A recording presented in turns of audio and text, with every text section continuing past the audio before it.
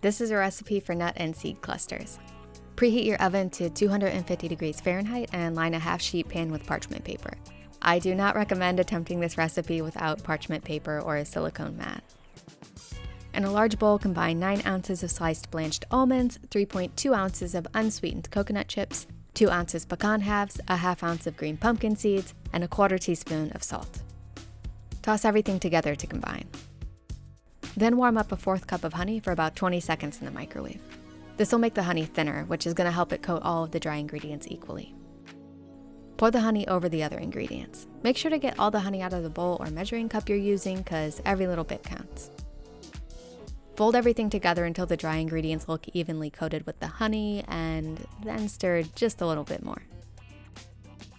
Dump everything onto the pan and use a spatula to lightly distribute the mixture over the parchment paper.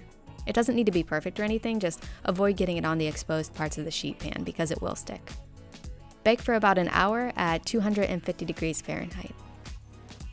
After you take it out of the oven, let it fully cool for another hour.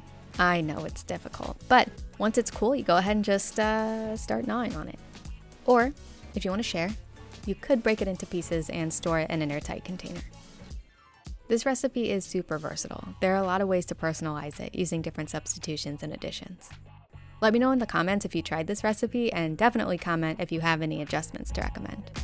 Thank you for watching. Bye.